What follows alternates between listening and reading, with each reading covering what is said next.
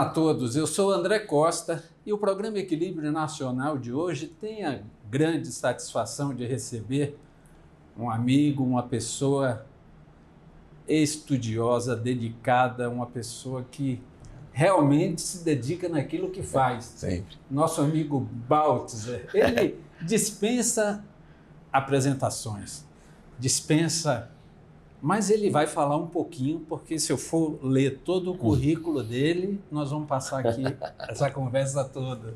Ele é uma pessoa maravilhosa. Obrigado. É delegado de Polícia Civil aqui do nosso DF, mas faz bastante coisa, é professor, não é isso? Isso. Fala um pouquinho, Baltzer, para nós. Hoje, antes de vir para nossa conversa, eu ainda estava treinando com o time da polícia que disputa os Jogos Mundiais de Policiais e Bombeiros.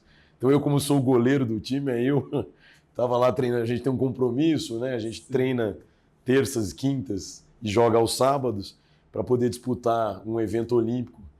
E esse ano é no Canadá, em Winnipeg, que nós vamos jogar. No passado nós fomos prata na Holanda, em Roterdã. 2017 eu também fui prata, eu bati 2 vezes na trave. E na China eu não fui jogar, na China eu não tinha... Eu tive outros compromissos no ano, que foi 2019, foi um ano antes da pandemia. Mas por isso que eu estou até um pouquinho sem voz, que eu tive que gritar, porque eu sou o goleiro do time, eu tive que orientar os jogadores. O goleiro é meio técnico, né? Também, né? Ele fica ali. Goleiro eles dizem, né? Onde o goleiro fica não nasce grama. Tem uma série de brincadeiras com o goleiro. Mas o grupo é muito legal e é bom porque ali as carreiras, lá somos todos policiais civis, né? Aí não tem a separação por carreiras. E é bem legal, né? O grupo é bem grande e vai uma delegação inteira daqui, né, da Polícia Civil. Nós temos nadadores, triatletas, pessoal do ciclismo, das lutas, pessoal do tiro. Então, assim, a delegação é muito grande. E o legal é que as outras forças de segurança também vão. Vai a PM, vai o bombeiro, vai a Polícia Penal e nos outros estados, a Polícia Federal também, algumas superintendências, os atletas vão. É um evento muito legal. No último ano foi em Roterdã, um dos eventos foi no estádio, a abertura foi no estádio do Feyenoord, que é um time lá da primeira divisão, e o momento mais legal foram aqui os ucranianos. Os policiais ucranianos compareceram alguns membros da delegação e eles foram ovacionados. Foi muito bonito a parte da homenagem aos ucranianos. E diretamente nós estamos tratando de saúde, porque o esporte é sim, saúde, né? Sim. É integração, sim. É um bem-estar, né? Sim. Sim. Legal essa iniciativa. Um dos meus grandes erros como dentro, eu estudava para concurso, não é? Eu já estou na profissão, eu entrei em 2006 aqui no quadro de delegado de Polícia Civil do Distrito Federal, mas eu falo para todos os meus alunos já há 17 anos, seja em aula presencial, seja numa aula online, ou seja num curso telepresencial transmitido via satélite, eu sempre falo que o meu erro foi não ter tido um momento diário de dedicação à saúde durante a etapa do estudo para concurso público. Eu comecei estudando para a OAB, e aí estudei, consegui a aprovação, falei, bom, vou continuar estudando. Mas aí aquela competitividade que existia lá nos anos 2000, tinha uma competitividade. Eu lembro que o professor Damasio era vivo, eu fui aluno do saudoso professor Damasio, fui aluno do professor Luiz Flávio Gomes, eu era bem jovem, era bem menino, e tive a honra, na minha carreira jurídica, de ter sido aluno deles. E o professor Damasio estimulava uma competição saudável entre os alunos dele ele tinha o curso na Liberdade, onde funciona a faculdade de Direito. Então eu posso registrar essa dica que o esporte, para quem está fazendo, se preparando para concurso, é extremamente importante. Então, às vezes, aquele que está estudando, se separar uma horazinha, 1h30 com deslocamento para fazer esporte, a produtividade é outra. Mas eu acho assim, principalmente se for de manhã, se for de manhã, na hora que a pessoa acorda, que ainda tem um tempo para o cérebro começar a funcionar. Meu pai, que é médico, meu pai já está com... Meu pai fez meu parto, né? Eu estou com 46 anos, meu pai é ginecologista.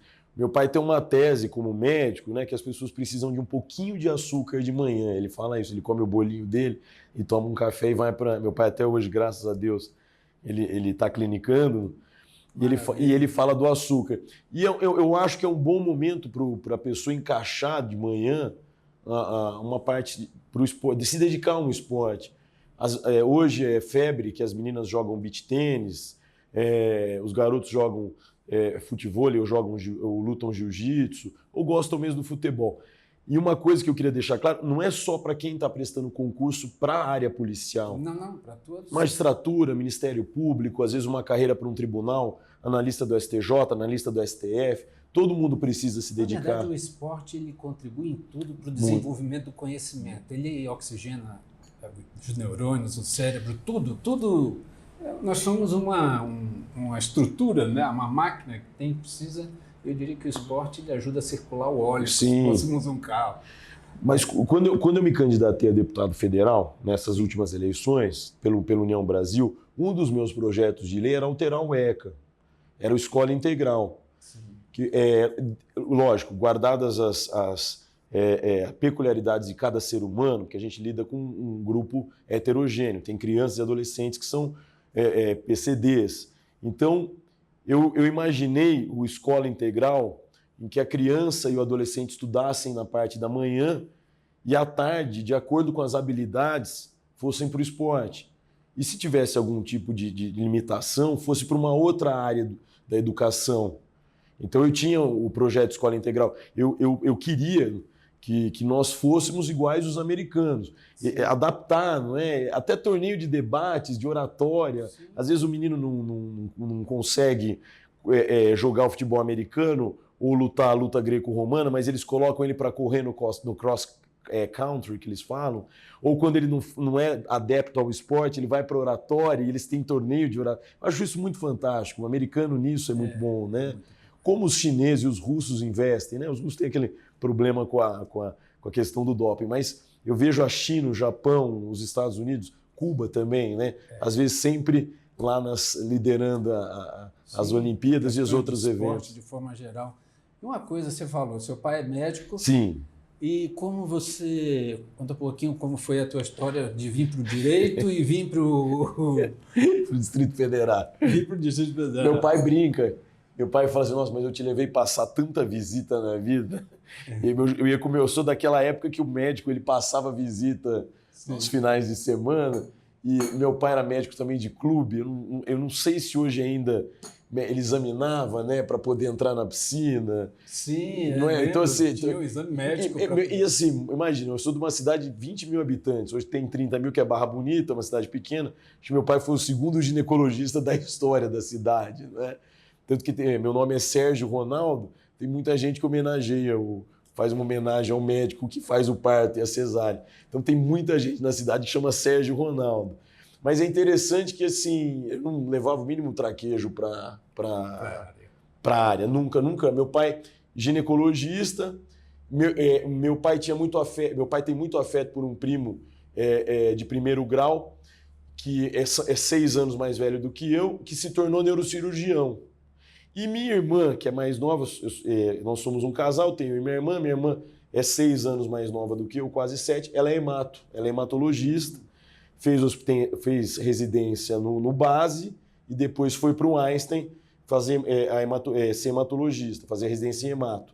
E ela se casou com o meu cunhado, ele é cirurgião do cabeça e pescoço, quer dizer... Todo mundo lá. E minha mãe, que é química industrial, ajuda o meu pai com as parturientes, as gestantes, por causa chega um certo ponto que precisa ajudar, ficar junto na sala.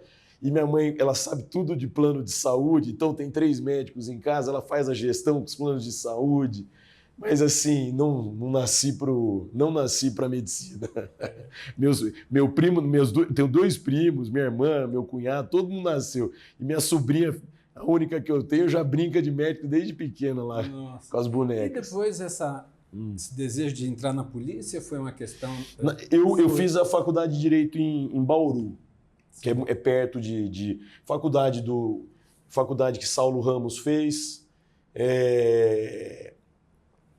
faculdade que o professor Damásio lecionou, o professor Torinho lecionou, e a faculdade que ganhou de novo, nunca saiu do cenário jurídico, mas o ministro André Mendonça, do Supremo Tribunal Federal, é de uma... Eu acho que eu entro em 94, ele se forma em 90, algo assim, ou 92. Então, assim, eu fiz a faculdade de Direito de Bauru porque meus avós moravam em Bauru, na mesma rua, meus 4 avós. Então, eu ficava com eles. E a faculdade de Direito era perto de um clube que eu treinava. Desde menino eu também tentava ser goleiro, né? Mas a minha altura não ajudou muito para goleiro de futebol de campo. Fiz a faculdade de Direito de Bauru. Os cursinhos à época eles não funcionam como hoje, né? Hoje o aluno assiste uma aula minha, por exemplo, de legislação penal especial, uma aula de crimes hediondos, ele assiste no telefone celular, sim, no ônibus, no metrô, às vezes ele ouve o áudio da aula se deslocando no trânsito. Eu tive que ir para São Paulo em 99, porque não existia cursinho no interior do estado de São Paulo para você ter o curso preparatório, salvo algumas exceções. Eu tive um colega que estudou e conseguiu passar de primeira para procurador da República, que eu acho que é um dos concursos mais difíceis do país. Mas, no mais, a regra era você ir para São Paulo, o aluno saía de vários pontos do país, sim, ia para São Paulo na Liberdade, e nunca mais me esqueço, o professor Damasio tinha 2 prédios. Eu inicio o estudo pela OAB, tomo mais gosto pelo direito.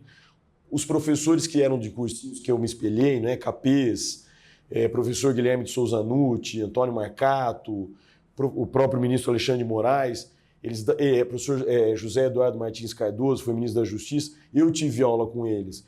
E era outra didática, eles tinham uma outra didática para passar o que você precisava saber para ser aprovado em concurso. Então era um outro... eles eram tão didáticos que você se apaixonava pelo direito e você queria estudar para passar num concurso. Era um glamour. Era um glamour. Era glamuroso. Então aquilo passava com sentimento também, com emoção. Eu lembro aquilo, que... Né? Eu fiz um texto, me lembro até hoje. O Flávio foi muito... Nossa, o professor Flávio, eu sou muito grato ao professor Flávio Gomes. Deus o tenha num bom lugar. Eu fui monitor dele no curso, quando ele lança o curso telepresencial. Minha esposa, ela é uma jurista, ela diz assim, o papel canta. Quando ele escreveu, e ela teve também muitas aulas com esses professores, então assim, chega uma peça, chega o papel canta quando você... Não, ela usa assim. Eu lembro que o professor Luiz Flávio, eu escrevi um texto sobre a Lei de Segurança Nacional, isso nos anos 2000, quando teve o atentado do 11 de setembro. Eu faço um texto sobre a Lei de Segurança de 83 e mandei para o professor Luiz Flávio. O professor Luiz Flávio, ele pôs o texto que eu tinha escrito no jornal Tribuna do Direito. Era assim, era o auge aquilo. Eu tinha acabado de tirar a OAB. Então o professor Luiz Flávio, assim, é muito atencioso. E ali começa a minha vida. Demora para passar num concurso, não é fácil. E o mais interessante que eu vejo, como o professor Luiz Flávio foi um visionário. E hoje eu estou aqui graças à visão do professor Luiz Flávio. Em vez do aluno ir para São Paulo e fazer o curso do Damasio, o professor Luiz Flávio, lógico, ele se despede do professor Damasio e segue o rumo, e ele cria a rede ELF, que é onde eu fui monitor e me tornei o primeiro professor depois de ter sido monitor lá. Ele leva para o Brasil todo o ensino jurídico para concurso público. Então eu lembro que eu comecei a dar aula lá, eu gravava ou aqui no Venâncio, ou na Asa Norte, eu ia para São Paulo, na Bela Sintra, onde eu tinha estudado. E aí você dava aula do Acre ao Rio Grande do Sul. Então eram 680 unidades, que era aula telepresencial, porque nós não tínhamos o serviço de transmissão via streaming, que seria o Netflix, para explicar para os nossos telespectadores. Sim. Então eu estou vivendo o mundo dos concursos públicos, por isso que eu tenho autoridade para falar que o meu erro foi não ter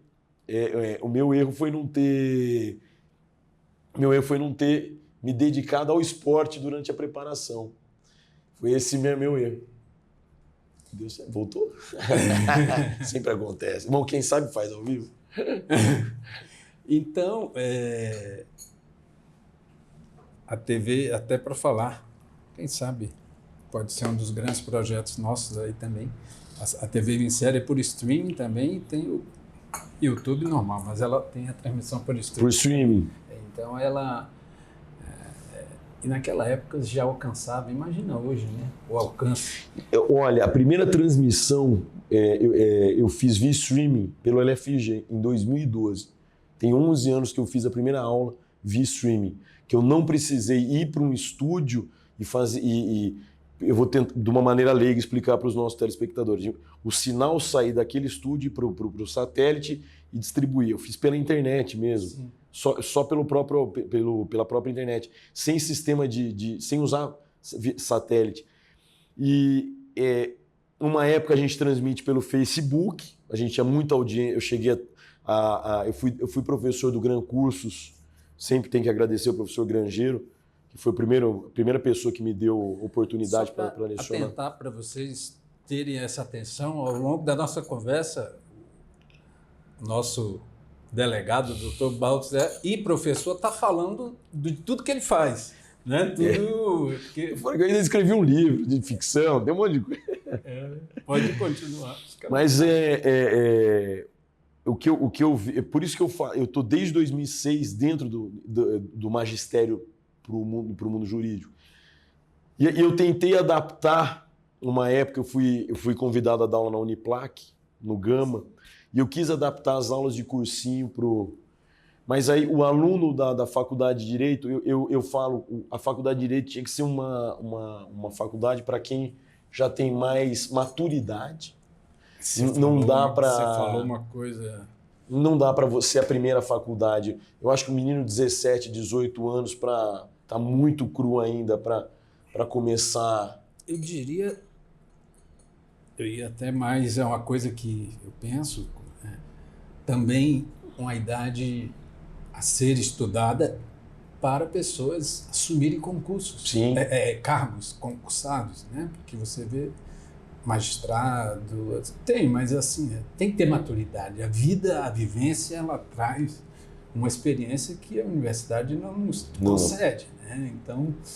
Exato. Então você... Um limite mínimo, né? Tanto que nós temos previsão na Constituição para alguns cargos. Sim, para alguns sim. Nós temos realmente... Mas assim, é impressionante.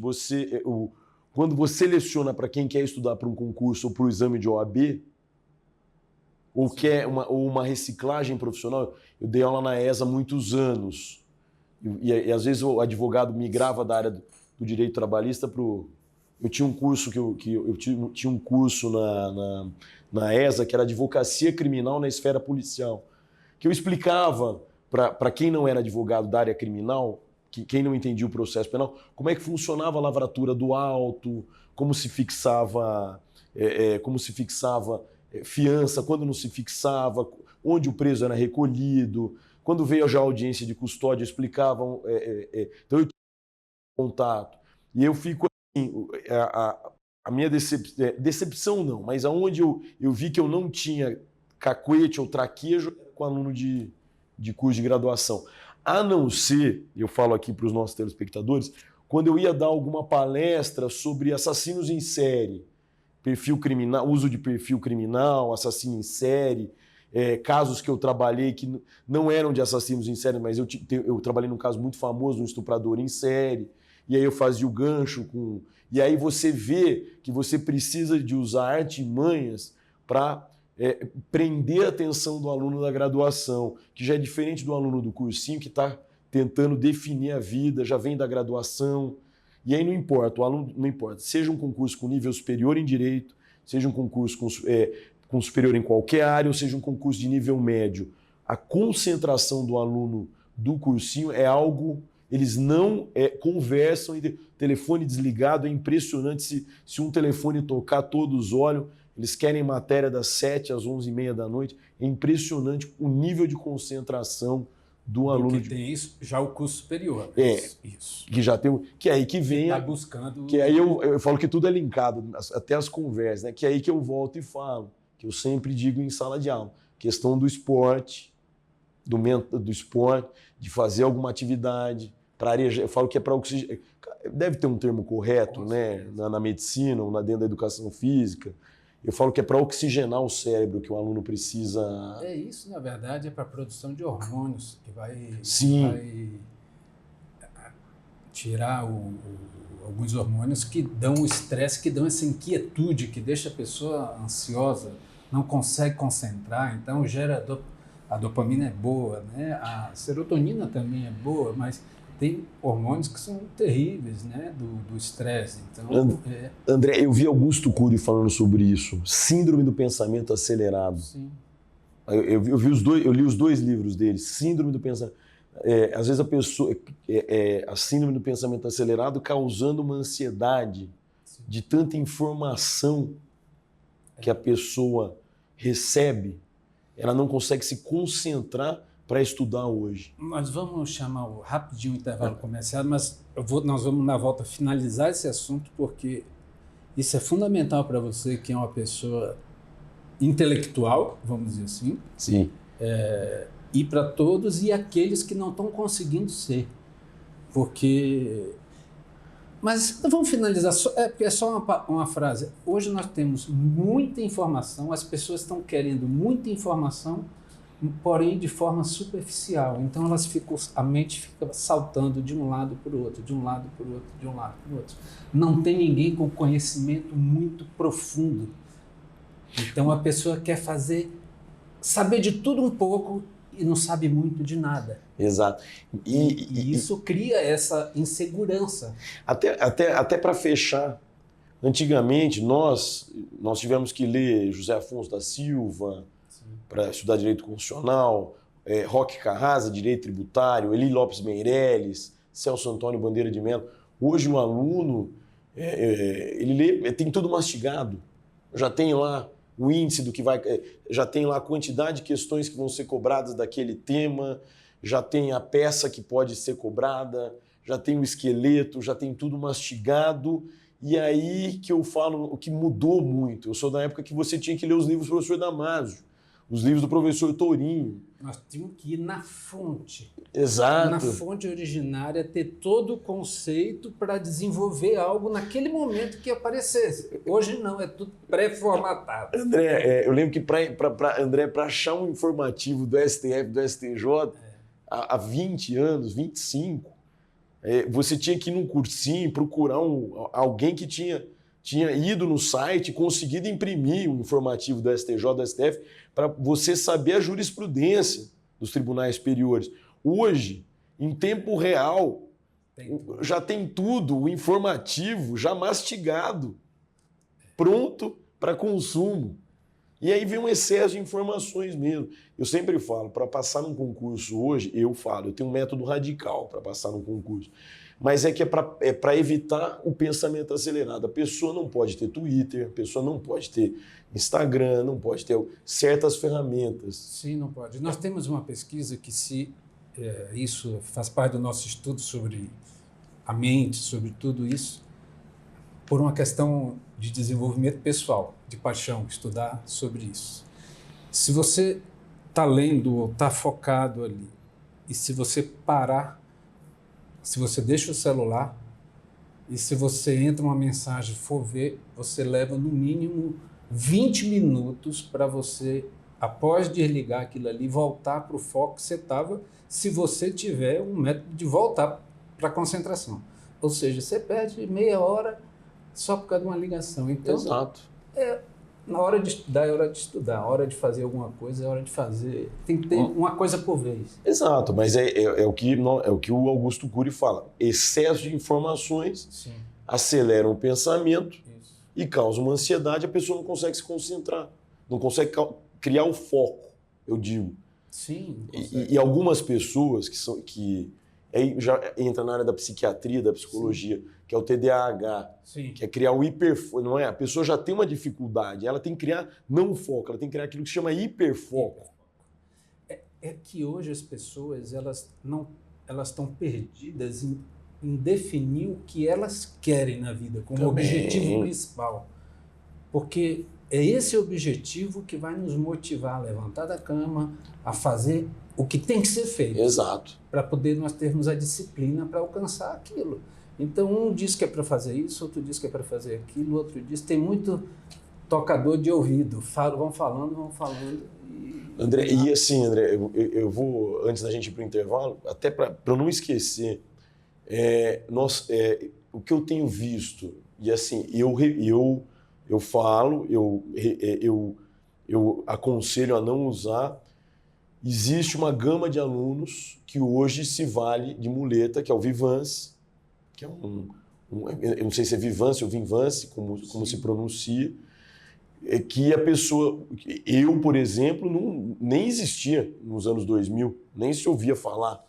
E a Ritalina só era usada em últimos casos, a Ritalina, depois que veio a Ritalina de longa duração, mas assim, deliberadamente, de 2013, 2012, eu lembro até que eles chamam carinhosamente, eu vi os alunos conversando, não nasci ontem, eu sou delegado há 17 anos, eles falavam da Ritinha, eu falei, mas quem que é essa Ritinha que eles tanto falaram? Era usar a Ritalina lá nos anos 2010, que hoje eles usam, não sei como obtém a receita, não sei quem é que prescreve, porque assim, eles usam da muleta do da muleta do Vinvance, que é por conta do hiperfoco. E é uma anfetamina? Então, eu me furto, agora eu já não entro nesse campo. Não, é porque a gente lê tudo, né? Mas assim, de tanto que a pessoa não consegue focar num assunto para poder estudar. Porque assim, o estudo hoje... E aí, vamos dar uma sugestão, substitua isso pela atividade física. Porque ela vai liberar os hormônios que vão te trazer toda a tranquilidade, vão te trazer o foco, vão acalmar, vão tirar a hiperatividade, vão tirar tudo. E a diminuição do uso de medicamentos? Não, isso sempre, mas a diminuição do uso do telefone. Sim, do telefone. Eu sempre prego a diminuição para os alunos. Diminuição. Tem um relatório diário. E assim, a não ser que use o telefone, André, para estudar para concurso, para ler um material, um julgado, aí sim. Agora, ficar ali, por exemplo, estudou 1 hora, aí parou 15 para ir no Twitter, aí fica no Twitter mais 1 hora para voltar para estudar mais. Aí não vai progredir, vai levar mais tempo. Não é? Essa dica, pessoal, ela é extraordinária, viu? Essa não é essa. Nós temos que parar, nós temos que definir o que nós queremos. Ou você vai ser profissional de rede social e vai trabalhar nisso, ou se você for estudar para outra coisa, nada contra as redes sociais, mas uma coisa não combina com a outra. André, é aquilo que eu falo, eu entrei no método de reclusão. Não tinha TV a cabo em casa, não tinha internet quando eu estudava para concurso, não tinha TV a cabo, não tinha internet, eu não ia para carnaval, eu não tinha ano novo, não tinha Natal. Nós vamos chamar rapidamente o intervalo comercial e voltamos já já. Aguarde, gente, que nós vamos ter as dicas extraordinárias.